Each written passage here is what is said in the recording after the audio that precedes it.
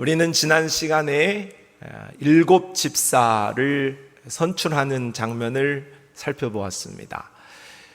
사도들이 말씀과 기도를 제쳐두고 구제하는 사역에 빠짐으로 주객이 전도되고 또 여러 가지 문제가 발생하므로 사도들이 위임할 수 있는 집사 7을 선출해서 구제 사역을 잘 감당할 수 있도록 하는 내용까지 살펴보았죠.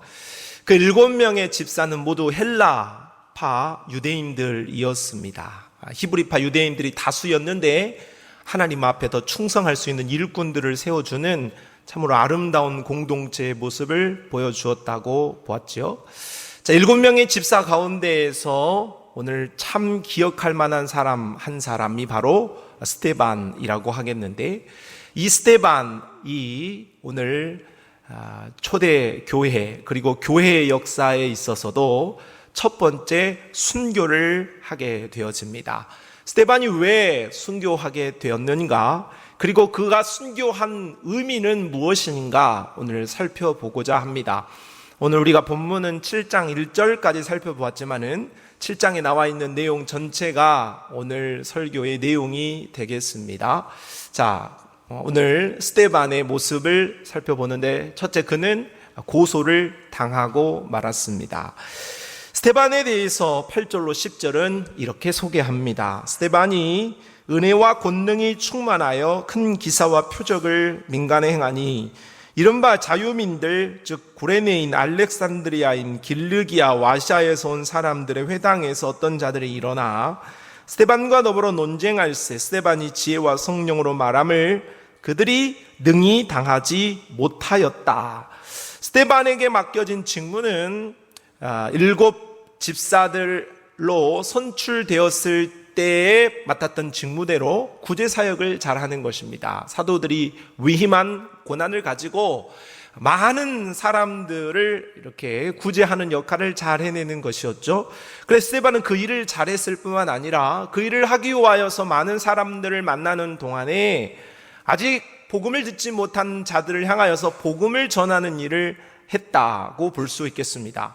그런데 워낙 스데반이 지혜가 충만하고 성령이 충만하여 권능까지 갖추어냈으므로 복음을 반대하는 자들과 논쟁이 벌어졌음에도 스데반은 한치도 꿀리지 않고 지지 않고 그들을 이겨내는 그런 지혜를 발휘했다고 볼 수 있겠습니다. 그래 마지막에 그들이 능히 당하지 못하였다, 그렇게 기록을 하고 있는 것입니다. 자, 그런데 스데반이 싸웠던, 복음을 알지 못하는 자들과 싸웠던 그 내용은 세상적인 지식이 아니었습니다.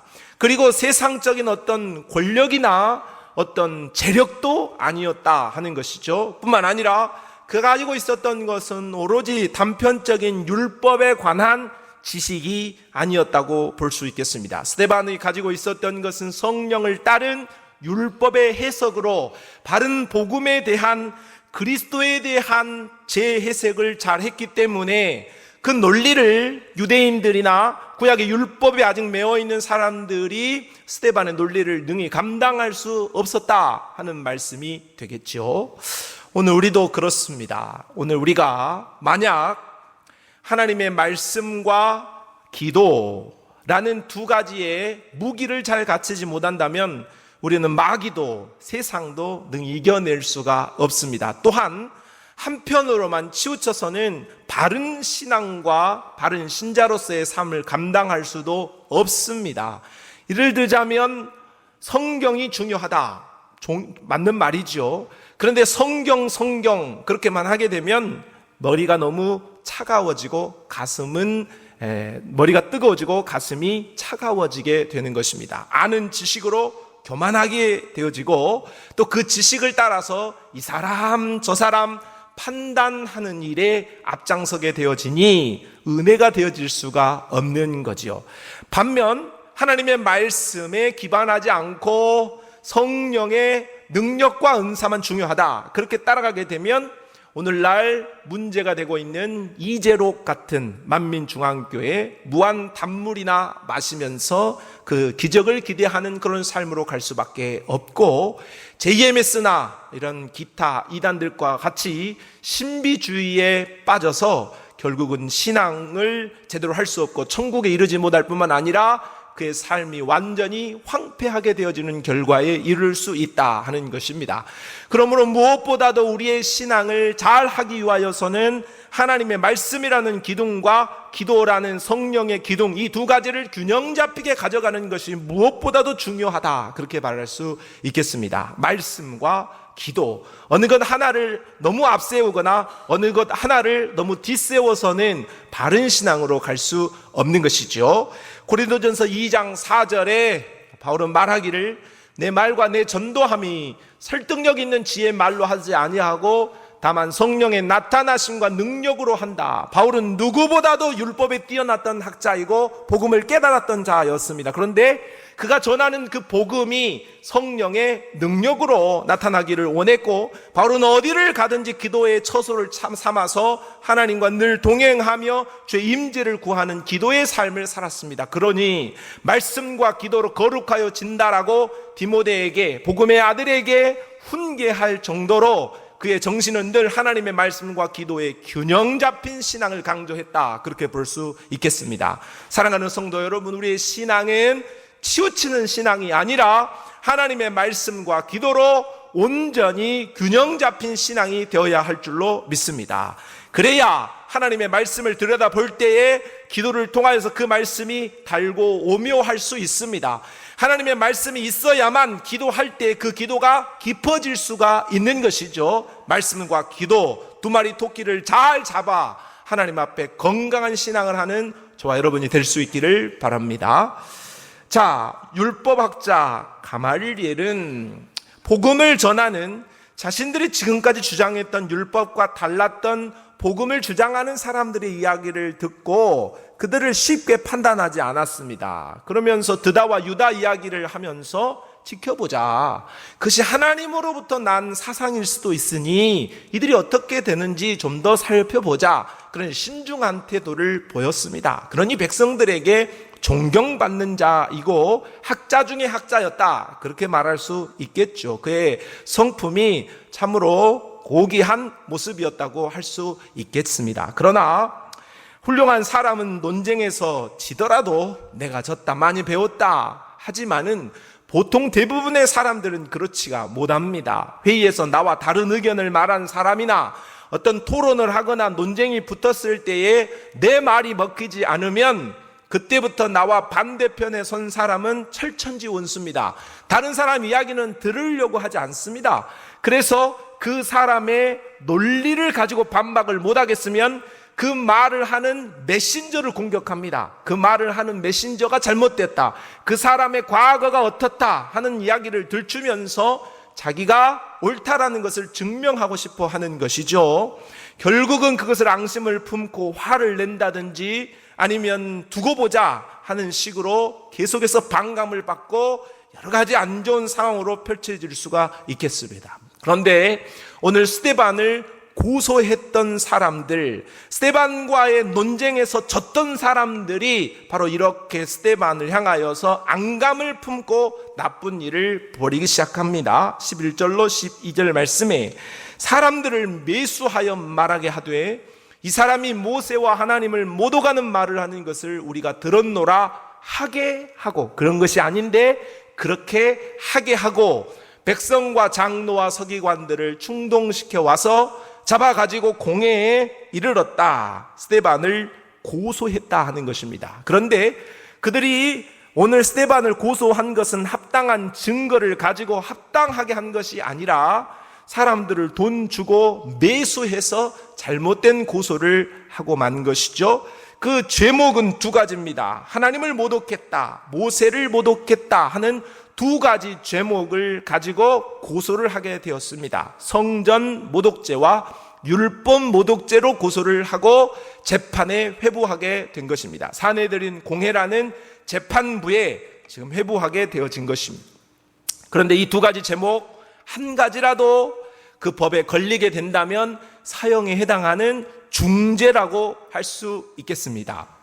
불의한 권력자들은 이와 같이 동서고금을 막론하고 약자들을 공격하는 데 참 애를 썼습니다. 나봇의 포도원 사건을 보더라도 아합과 그의 아내 이세벨은 나봇의 포도원을 빼앗기 위하여서, 자기들은 충분히 가지고 있죠. 백성들과 비교할 수 없는 것을 누리고 있음에도 작은 것을 욕심내기 위하여서, 그것을 빼앗기 위하여서 그것이 불법이 되기에 거짓 증인들을 사서 매수해서 나봇을 괴롭히고 죽이기까지 하면서 자신들의 이익을 관철시키는 그런 일을 했다 하는 것입니다. 예수님을 십자가에 못 박았던 사내들인 공의 세력도 마찬가지였죠. 예수님은 신성을 모독한 적도 없었고 성전을 모독한 적도 없었지만 사람들을 사서 돈으로 예수님을 오해하게 만들고 선동시켜서 십자가에서 예수님을 해치는 그런 일을 감당하게 되었습니다. 로마 황제 네로는 로마 시내에 발생하였던 대화재 사건을 가지고 자신의 입지가, 정치적인 입지가 줄어들게 되어지자 그것을 타개하기 위하여서 사람들이 타켓을 둘 존재를 찾다가 기독교인들에게 그것을 뒤집어 씌웁니다. 그것으로 인하여서 200명의 기독교 지도자들, 첫 번째 기독교 초대교회 지도자들이 순교를 하는 그런 일들도 벌어지게 되었습니다. 그런데 이것은 과거의 역사만이 아니라 오늘날의 역사와도 이어지고 있는 사건이라고 보겠습니다. 요즘도 가짜 뉴스들이 얼마나 많은지 모릅니다. 그러니 여러분, 뉴스가 들렸다고 해서 어떤 또 기존의 뉴스가 어떤 소식이 나왔다고 해서 그 사실을 확인도 해보지 않은 채 무조건 믿지 마십시오. 뉴스에 나왔으니까 믿는다. 그런 시대는 지났습니다. 얼마든지 권력자들은 이 공영방송이든 또는 뉴스든 어떤 신문사든 언론을 장악해서 자신들이 원하는 입맛대로 세상을 끌어가려는 그런 세상이기 때문에 우리는 정신을 잘 두고 이런 것들을 잘 분별할 수 있는 지혜가 필요합니다. 자칫 그러한 것을 분별하지 못하게 되어지면 우리는 불의한 사람들에게 휘둘려서 결국은 좋지 않는 결과가 벌어질 수 있는 그런 상황에 놓일 수도 있기 때문입니다. 자, 보통 이런 일을 당하거나 본다면 우리는 분노가 치밀고 화병이 일어날 것입니다. 가슴이 답답할 일이 생기게 되어지는 것이죠. 어떻게 그럴 수가 있을까? 정의가 아니고 공의가 아닌데 어떻게 저런 일을 벌이나 하는 일들이 오늘날 우리의 마음을 참 많이 움직이고 있다 할 수 있겠습니다. 그런데 정말로 억울한 일을 당한 스데반은 어떠했을까요? 오늘 15절 말씀을 보게 되면 공회 중에 많은 앉은 사람들이 다 스데반을 주목하여 보니 그 얼굴이 천사의 얼굴과 같더라. 억울합니다. 분노할 만한 상황입니다. 성전 모독한 적 없습니다. 율법 모독한 적 없습니다. 그런데 그가 억울하게 재판에 기소가 되어진 것이지요. 자, 억울하고 분노하고 화병이 치밀 만한, 정말로 어떻게 한번 가서 찾아가서 왜 그랬냐고 따져볼 만한 그런 일입니다. 그런데 스데반의 모습은 성령에 충만한 모습이었다. 그래서 그의 얼굴이 천사의 얼굴과 같았다. 마음속에 평강이 자리하고 있었다라는 것을 표현하는 말씀이라고 할 수 있겠습니다. 왜? 스데반이 어려운 일을 당하고 고소를 당하는 상황이 되었음에도 불구하고 그의 마음이 성령 충만한 모습이요, 천사의 얼굴과 같은 모습이요, 평강의 모습이었을까요? 그 이유는 그가 고소당하기 이전에, 어려움 당하기 이전에 성령 충만했기 때문입니다. 평상시에 지혜와 성령이 충만했던 그는 고소를 당하는, 억울한 일을 당하는 상황 속에서도 여전히 성령 충만했고 평안했다 하는 말이 되겠습니다. 이런 말이 있죠.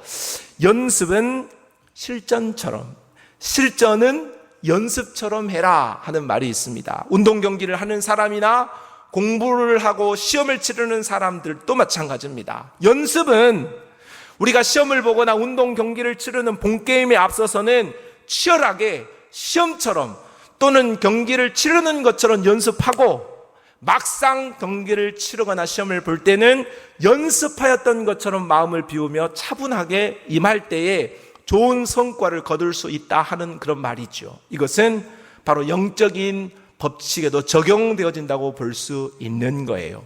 오늘 우리가 평상시에 성령 충만하고, 평상시에 하나님의 말씀을 가까이 하고, 평상시에 기도를 해야 어려운 일을 당할 때에 하나님의 말씀이 떠올라서 능력이 되고, 기도하고자 하는 그 기도의 실력이 기도로 이어지게 되어지고, 성령 충만해서 모든 어려움을 잘 극복할 수 있게 되어지는 거예요. 평상시에 하지 않은 사람은 어려운 일을 당하면 기도가 뭔지를 모르니 기도하기 어렵습니다. 하나님의 말씀이 없는 사람은 하나님의 말씀이 떠올릴 리가 없죠. 인풋이 안 돼 있는데, 머릿속에 하나님의 말씀이 들어와 있지 않는데 어떻게 하나님의 말씀이 떠오를 수가 있겠습니까? 그러므로 오늘 이 스데반의 고소 사건을 통하여서 우리가 받을 수 있는 지혜는 우리가 평상시에 잘 해야 한다. 위기를 만나기 전에, 어려움을 만나기 전에 잘하는 것이 참으로 중요하다 하는 것이 오늘 우리가 깨닫는 말씀의 부분이라고 할 수 있겠습니다. 성도 여러분, 늘 평안할 때 그리고 안전할 때 기도하고 하나님의 말씀을 가까이 하시기를 바랍니다. 따라합시다. 평상시에 잘합시다. 평상시에 잘하는 것이 어려움을 당하더라도 능히 이겨내어질 수 있는 좋은 지혜가 되어지는 것입니다. 두 번째, 스데반은 고소를 당할 뿐만 아니라 이제 재판 자리에서 변론하기에 이릅니다. 스데반이 사내들인 공회 재판에 회부되었습니다. 이는 성경의 사복음서에 이어서 오늘 사도행전을 우리가 쭉 살펴보는 동안에 네 번째 사내들인 공회 재판이 되겠습니다. 자, 생각해 봅시다. 첫 번째 사내들인 공회 재판은 누가 재판을 받았습니까? 예수님이라고 하세요. 누가 받았습니까? 예, 똑똑합니다. 목사가 잘 가르쳐서 그런지 성도들이 잘하는지 아무튼 그렇게 착각하고 살기를 바랍니다. 그 다음 두 번째 사내들인 공회 재판은 베드로와 요한이 성전 미문에 앉아 있었던 안진뱅이를 일으키는 사건을 통하여서 재판에 회부되었죠. 세 번째 사내들인 공회 재판은 사도들이 감옥에서 들어갔다가 풀려났어요. 천사들이 풀어줘서 성전에서 말씀을 전하다가 다시 잡혀온 다음에 이렇게 재판을 받게 되었는데, 가말리엘이 풀어줘라 했을 때 매를 맞고 풀려나게 되었어요. 몇 대를 맞았을까 보면 39대를 맞았을 가능성이 크다. 아팠겠어요. 한 대만 맞아도 아파요. 39대를 맞았어요. 그런데 그들은 풀려나자마자 여전히 복음을 전하는 일을 감당했다 하겠습니다.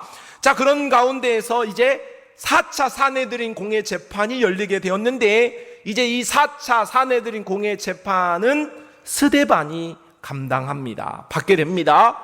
자, 1차 때는 예수님이었어요. 2차와 3차는 교회의 지도자, 목사 격인 사도들이 받았어요. 자, 그런데 이제 4차 사내들인 공회 재판은 평신도가 받게 됩니다. 그러니까 갈수록, 시간이 지날수록 지금 기독교에 대한, 복음에 대한 핍박의 강도, 수위가 올라가고 있는 상황이라고 볼 수 있겠죠. 재판이 열립니다. 그때에 참 이 사내들인 공회의 판사, 지도자였던 이 재판자 대제사장이 묻습니다. 7장 1절에 이렇게 묻죠. 대제사장이 이르되 이것이 사실이냐 묻습니다. 이 말은 지금 거짓되어진 기소를 당하게 되어진 거예요. 성전 모독한 적도 없고 율법 모독한 적도 없는데 사람들을 매수해가지고 지금 재판에 회부가 되었어요. 기소가 된 것이죠. 그러니 이것을 기소를 받아서 재판이 열려서는 안 되는 재판을 하면서도 지금 재판장에 앉아있는 대제사장이 지금 피고가 되어지고 있는 스데반에게 묻는 것입니다. 이것이 사실이냐? 이 말은 지금 피고 혐의를 인정합니까? 혐의를 지금 받아들입니까? 당신 성전 모독했습니까? 당신 율법 모독했습니까? 당신의 죄가 맞습니까? 이렇게 물어보는 거죠. 자, 그에 대하여서 스데반이 변론을 하게 됩니다. 뭐라고 변론을 하는가? 오늘 1절에 물어보고 스데반의 답변은 2절부터 53절까지 길게 답변이 되어 있습니다. 오늘 우리가 사도행전의 참 은혜스러운 말씀을 읽으면서도 오늘 7장에 와가지고 이 긴 말씀을 읽으려고 하면 좀 한숨이 쉬어질 때가 있습니다. 길다. 네. 길다. 그런 생각이 들어요. 자, 그런데 이 내용도 살펴보게 되어지면 스데반이 한 말은 아브라함의 역사 이야기를 시작하면서부터 긴 구약의 이 이야기들을 쭉 담고 있다고 할 수 있겠습니다. 자, 그런데 만약 스데반이 변론을 하면서 이야기하였던 구약의 역사를 요약하는 그 이야기가 지루했더라면, 그 말이 참으로 듣기 싫은 말이었다고 한다면 사람들의 이 이야기를 들었던 이 마지막의 기록에 이렇게 기록되어 있어야 했겠죠. 졸더라. 우리가 잘 아는 거잖아요. 졸더라. 아니면 지루했더라. 이렇게 기록이 되어 있어야 해요. 그런데 그렇지 않았어요. 스데반이 다 말한 다음에 53절 말씀을 보니까 이런 말씀을 하고 있죠. 그들이 이 말을 듣고 마음에 찔려 그를 향하여 이를 갈았다 하는 말은 스데반이 대답하였던 그 변론의 내용이 지금 이 말을 듣고 있고 스데반을 기소했던 유대인들이 생각하였을 때 전곡이 찔렸다 그 말이요. 가슴에 비수가 꽂히듯 너무너무 옳은 이야기를 했고 그들 입장에서는 불리한 말을 하게 되었다 하는 것이죠. 자, 그렇다면 스데반이 했던 성전 모독했냐, 율법 모독했냐 하는 그 말이 어떻게 우리가 이 말을 아무리 자세히 읽어보아도 우리가 성경을 자주 읽지만은 이 말이 뭐 이거는 자신의 무죄를 주장하는 말인가 그렇지 않은가 좀 헷갈립니다. 그런데 분명하게 스데반이 했던 말은 이 두 가지 죄에 대한 무죄 주장을 하고 있다는 것을 우리가 생각해 볼 수 있습니다. 자, 두 가지 죄에 대하여서 나는 그 죄에 대해서 무죄하다 그렇게 변론했다고 했으니까 두 가지를 한번 생각하고 살펴보겠습니다. 첫째, 먼저 성전 모독죄 있냐? 너 성전 모독했냐? 하는 말에 대하여서 답변을 하지요. 잘 따라오세요. 2절에서 3절 말씀을 읽어봅시다. 시작.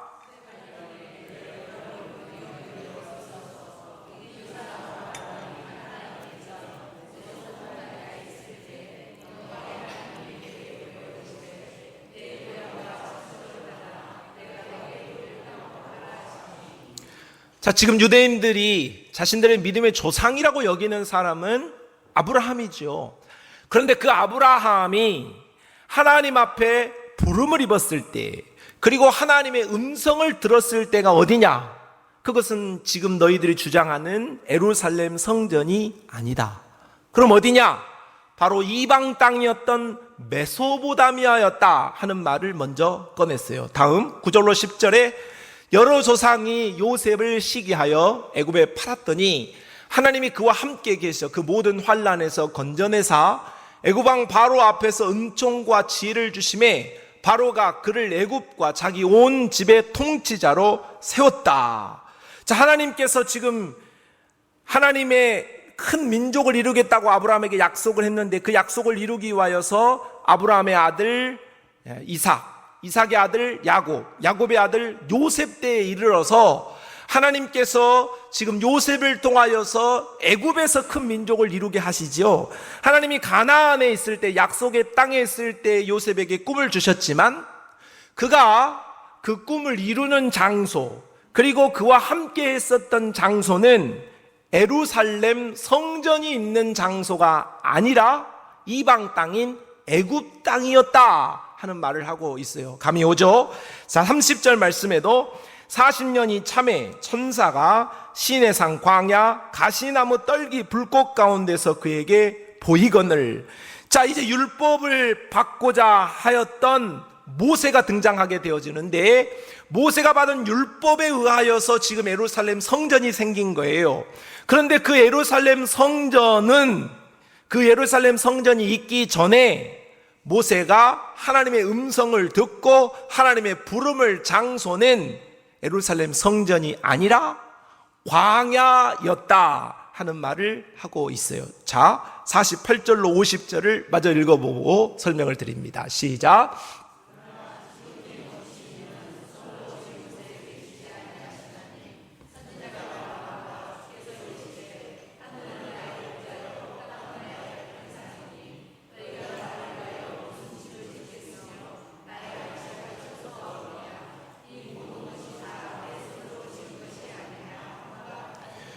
자, 스데반은 솔로몬 성전 낙성식 기도를 통하여서 아주 쐐기를 박으면서 하는 말이 그래요. 성전을 지을 때에도 하나님의 마음은 무엇이었냐? 성전을 예루살렘 성전에다가 지금 정착을 시키고 지금 1000년을 이어오나, 그러나 하나님이 계신 곳은 성전이 아니다, 성전만이 아니다 하는 말을 하는 거예요. 하나님은 하늘에도 계시고 땅에도 계시는 분이시다, 그런 말을 하고 있죠. 그리고 아브라함은 메소보다미아 있을 때 하나님을 만났고 하나님의 임재를 경험했다. 요셉은 애굽에 있을 때 하나님을 만났고 하나님을 경험했다. 모세는 율법을 받기 전에 광야에 있을 때에 하나님을 만나고 하나님을 경험했다, 이런 말이죠. 그렇기 때문에 지금 유대인들이 스데반을 기소하면서 하는 말이, 너 예루살렘 성전을 무시한 거 아니냐, 너 모독한 거 아니냐 하는 그런 말을 하게 되었는데, 스데반이 하는 답변은 하나님이 예루살렘 성전에만 갇혀 계신 분이 아니다. 하나님은 성전 밖 어디나 어느 민족에게나 누구에게나 계시는 분이시다. 그러므로 나는 성전을 모독한 죄를 저지르지 않았다 하는 말로써 자신의 무죄를 주장했다, 그렇게 볼 수 있겠습니다. 자, 두 번째로 지금 스데반이 자신의 무죄를 주장하는 것은 율법 모독죄에 대한 답변입니다. 27절 말씀, 그 동물을 해치는 사람이 모세를 밀어뜨려 이르되 누가 너를 관리와 재판장으로 우리 위에 세웠느냐. 아까도 말씀을 드렸지만 모세는 하나님으로부터 시내산에서 율법을 받은 사람입니다. 자, 그러니 이 하나님의 율법을 받은 모세는 하나님의 대리자예요. 그런데 그 대리자였던 모세가 이스라엘 백성을 구원해 내겠다라고 말하자 이들이 고난을 받죠. 더 집은 주지 않으면서 벽돌을 만들어내라, 이런 말을 하게 되니까 모세를 향하여 원망합니다. 야, 너 때문에 우리 죽게 생겼다. 야, 모세, 너 뭐 하려고 와가지고 우리 괴롭히느냐? 그런 일을 유대인들이 했다, 그 말이에요. 그러니 이 유대인들은 모세를 대적했던 사람, 바꾸어 말하면 율법을 대적했던 사람들이다 하는 말을 스데반이 꺼내고 있어요. 뿐만 아니라 39절에서 41절 말씀에 우리 조상들이 모세에게 복종하지 아니하고자 하여 거절하며 그 마음이 도리어 애굽으로 향하여 아론더러 이르되 우리를 인도할 신들을 우리를 위하여 만들라. 애굽 땅에서 우리를 인도하던 이 모세는 어떻게 되었는지 알지 못하노라 하고, 그때 그들이 송아지를 만들어 그 우상 앞에 제사하며 자기 손으로 만든 것을 기뻐하더니, 이 말은 모세가 시내산에 올라가서 40일 동안 율법을 받고 있는 중이에요. 그런데 그 율법을 받고 있는 동안에 이스라엘 백성들은 지금 밑에 시내산 밑에서 기다리면서 못 기다렸어요. 야, 모세 죽었냐 살았냐, 율법이 오냐 안 오냐, 그렇게 생각을 하면서 송아지 우상을 만들어 가지고 이것이 하나님이다 섬겼던 사람들이라는 거죠. 그러므로 유대인들은 율법을 존중했던 사람들이 아니라 율법을 철저히 무시했던 사람들이라는 말을 스데반이 하고 있는 거예요. 또 한 가지 53절에 너희는 천사가 전한 율법을 받고도 지키지 아니하였도다 하니라. 자, 모세가 율법을 받고 두 번째 계명도 받았어요. 그리고 이제는 율법이 이스라엘 백성들에게 왔습니다. 그런데 1500년이 이어오는 지금까지 그 율법을 받았던 유대인들이 율법을 제대로 지킨 적이 거의 없다 하는 것이죠. 그러니까 정리하자면 율법을 받기 전에도 유대인들은 율법을 무시했고, 율법을 받고 있는 동안에도 율법을 무시했고, 율법을 받은 이후에도 유대인들은 율법을 무시했던 사람들이라는 거죠. 그 유대인들이 누구예요? 지금 스데반을 기소하고 스데반에게 정죄하는 사람들 아닙니까? 그러니까 스데반이 하고자 하는 말은, 야, 너희들이 내가 율법 무시했다고 나를 지금 재판에 회부하고 기소해서 나를 죽이려고 하는데, 너희들은 어떤 사람들이냐?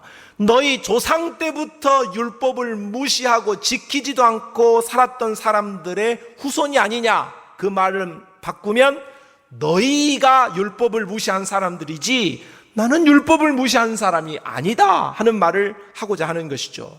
그래서 자신의 말하는 요는, 나 율법 모독한 사람 아니야, 그 죄에 해당하는 사람 아니야 하는 말을 한 것이죠. 얼마나 논리적인 대답을 스데반이 죽기 한치 앞을 앞두고 너무나도 논리 정연하게 이야기했는지 모르겠습니다. 그래서 지금 이 스데반이 하고자 하는 말은, 나는 기소당한 대로 율법 모독이나 성전 모독한 사람 아니다, 무죄를 주장했어요. 그런데 거기서 그치지 않았습니다.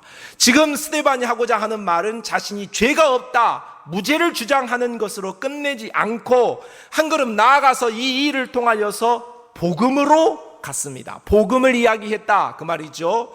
너희들 지금 이야기하고 있는 성전이나 율법, 그것을 너희는 1500년 동안 오해했다, 잘못 해석하면서 살아왔다 하는 이야기를 합니다. 그러면서 모세가 주장하였던 그 율법, 그리고 그 성전의 바른 핵심은 무엇이었냐? 그것은 예수 그리스도를 가리키는 것이었다.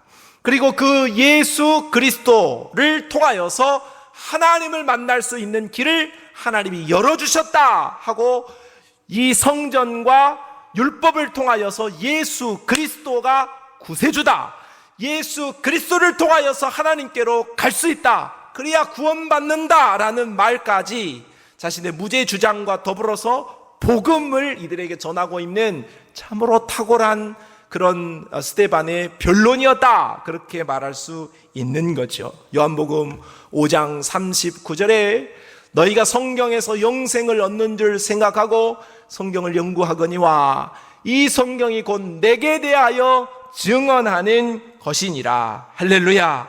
신앙생활의 핵심, 성경의 핵심은 성전이 아닙니다. 율법이 아닙니다. 신앙생활의 핵심은 성전 되시는 예수 그리스도, 율법의 완성자 되시는 예수 그리스도입니다. 그러므로 우리는 성경을 통하여서 확인할 유일한 사건, 유일한 존재는 예수 그리스도이신 줄로 믿습니다.